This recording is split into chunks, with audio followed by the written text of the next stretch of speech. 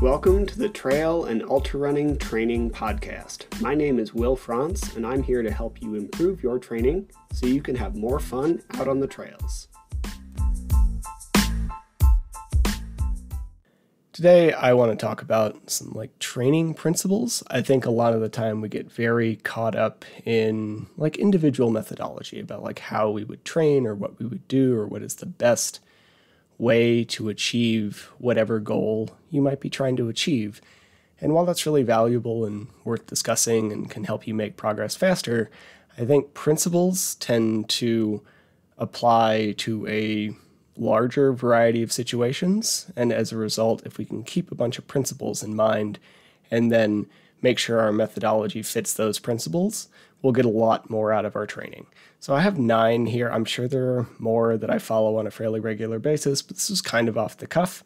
And I wanted to give you these 9 principles of training I came up with on a run the other day.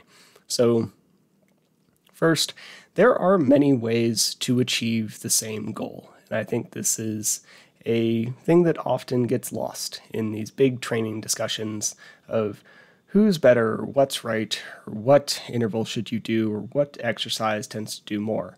First, your training has to fit you.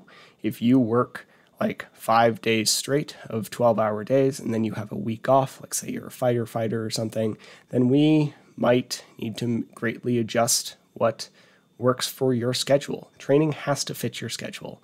And if we're looking at individual exercises, there's 10 things off the top of my head that we can think that really effectively hit your glutes, right? We don't need to be wedded to a particular movement. There are many ways to achieve the same goal. Yes, if you want to run 100 miles, you need to run a lot, but we can also throw in a bunch of cross training. There are a bunch of ways to make it happen. So whatever fits you, whatever fits your schedule, whatever fits your physiology and preferences and all sorts of stuff is going to be more successful than whatever might be the most optimal or ideal form of whatever training. Next principle I have is all forms of training have pros and cons. You'll notice a lot of these are related. So for example, lifting heavy is great for strength. If I'm trying to pull hundreds of pounds off the floor in a deadlift, my entire body has to work as a single unit. So it teaches my brain to speak to my body better, teaches my brain to speak to my muscles better, teaches me to be a more cohesive athlete as a human. And this is why you'll often hear a lot of coaches, especially lately, talk about doing low rep, higher weight training, especially to support something like running. Because in running, we get a lot of muscular endurance. We get a lot of the same repetitive movement, and that is fantastic. But something that would complement that really well is this heavier strength training.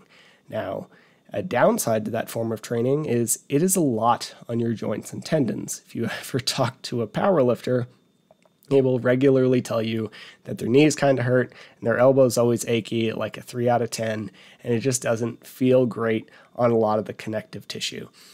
And if you are newer to running and you're training for a really long race, that can also be a lot on your joints and tendons. So maybe that's not the best pairing for you, right? All forms of training have pros and cons. And if we have a goal or an event or a particular target in mind, we need to have all of those things match so that we're not putting too much stress on any individual system. Another principle I have is number 3, I think, is certain movements and structures are more effective and efficient at achieving certain goals, right? So let's take VO2 max as an idea. Short 2 to 4 minute intervals are ideal for building your upper cardiovascular end, building your VO2 max on running. Now, you can also just build it through a ton of volume. This is why we see people who don't necessarily do a ton of VO2 max training, but they run 100-mile weeks. Their VO2 max is super high because your body works through multiple pathways, and we can achieve the same ends through different stuff. But it'll be much more efficient and effective if you're trying to raise it quickly to do these shorter 2 to 4 probably minute intervals. If it's on the bike, they might end up a little longer. Same with strength work. something like a low bar back squat, where the bar sits kind of lower on your shoulders and you get down to about 90 degrees of your femur to the floor, is really good for glute drive. It puts your glute in a very stretched position. You have to drive your hips forward. You can load it super heavy. So it's really good for like posterior chain development. But hip thrusts also work, and they're not as effective or efficient, because the thing that usually fails in a hip thrust is your ability to maintain like stability in your midsection, right? Like we need to tuck the hips under as we drive the hips up. And typically, if you're loading them pretty heavy, the thing that's going to fail is going to be your abdomen, not your glutes. So they're not going to be quite as effective. However, if you don't have a setup to put a ton of weight on your back, or you're just not there yet, then hip thrusts are a great opportunity, right? We can do multiple movements. It doesn't always need to be the like most effective or most efficient. Your body will adapt, it will make progress, and even though certain things are more effective and efficient, it doesn't mean you need to do them, right? Your progress might just be a little slower. Brings me to number 4, is that done is better than perfect a lot of the time. Like trying to chase the like perfect session or your perfect intervals or whatever can often lead to this analysis by paralysis space, or paralysis by analysis space. And then you don't do it at all, and you absolutely don't get the benefit because you didn't do the work. So as long as we're getting kind of close, we're hitting the board with the dart. Ideally, we're close to the bullseye, but as long as we're on the board, we're at least making progress. And a lot of the time, if you have a fairly busy life, done is just going to be better than perfect. So don't stress over whether, like I've heard people say that certain hill repeats are better done at like 8% grade, which if you're doing them outside, like nobody's going to pull out a protractor and figure out what that looks like, right? Find a hill, run up it really hard, walk back down, catch your breath, do it again. We don't need to figure out exactly what that looks like. It doesn't need to be perfect. We just need to get work done that helps achieve the ultimate goal. Number 5, it's like no 90-year-old has ever wished to be weaker. And this is my general idea that you're more than just a runner. Most of us are going to want to be able to play with our grandkids or nieces and nephews or friends' children when we're older. We're going to want to be able to put a bag into an overhead compartment. We want to be able to get up and down from a toilet easily when we're 80. Like these are struggles that I think we often overlook when we're younger and fit and running really well. And I train people in their 70s and 80s, and this is a very realistic thing that some people just don't want to have back pain. Some of us just don't want to struggle. We want to be able to live alone well into our like 8th decade, right? Like this is a concern that a lot of people have. And we often overlook the strength work as runners when we're younger because it doesn't necessarily directly apply, but take some weight and press it over your head so that your shoulders are strong enough to put a bag in a compartment. We need to maintain that muscle mass early because it is really hard to build it when you're older for a whole bunch of reasons. It's not impossible. I've heard people say that you can't build muscle mass past whatever. Not accurate, but it's real hard. So if we go into our like 5th, 6th, 7th, 8th decades with a little more muscle mass, we can maintain it rather than like trying to build it when it's really difficult. Now, number 6 is recovery matters as much, if not more, than training. And we all overlook this because it is really hard to fit training for really long races into a schedule. But we need to sleep. We need to eat enough food. We occasionally might need to back off and take an unplanned rest day. We might need to swap that easy run to a like cross training on the bike to just give some joints or some structures a rest. We need to recover. And if your plan doesn't allow for that, or we can't make those adjustments, then we're not going to get the benefit. You don't get stronger in the gym. You get stronger when you sleep, eat enough food, and recover so that your muscles actually like get bigger and develop better connections. And that happens over the couple days following the gym. You don't get faster on the run. Same idea, recover, sleep, etc. Need to sleep. It is when you produce like testosterone and HGH and all these hormones that are super beneficial to recovery. We need to eat enough food so that when you are tearing down your muscles, they have enough substance to repair themselves. We need to focus on the recovery as much as we do the training. And that's not necessarily the like foam rolling and stretching that's really easy to talk about.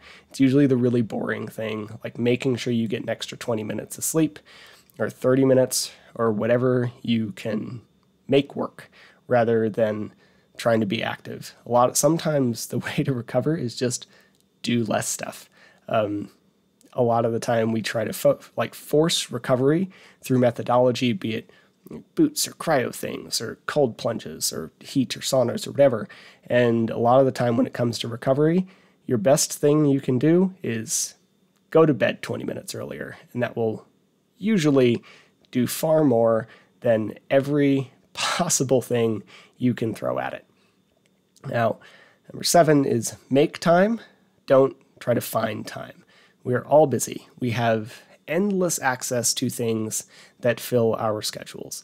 If we look at like our phones, you will never get bored.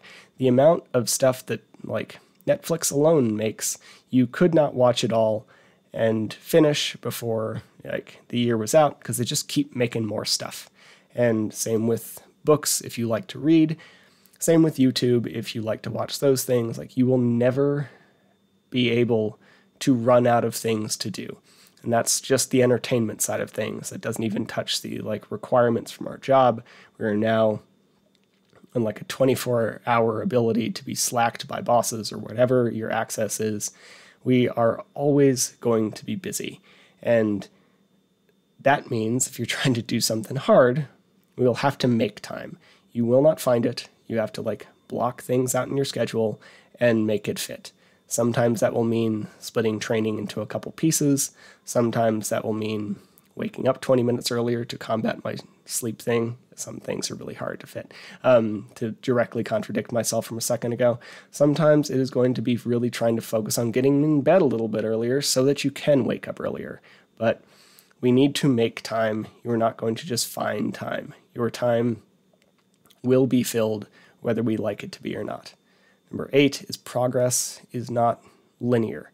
You will have setbacks, and this is especially true if you are having some injury stuff, but in just general training, you will have plateaus. You'll get a little faster and we'll get a little better, and then we will like dip a bit, and then we'll go back up. And training doesn't look like this like nice, neat upward line. It is peaks and valleys, and over the years, we are seeing a general linear improvement. Sometimes it increases a little more exponentially and then plateaus off, but we're not going to see, oh, I'm getting faster week after week after week. I'm getting stronger week after week after week.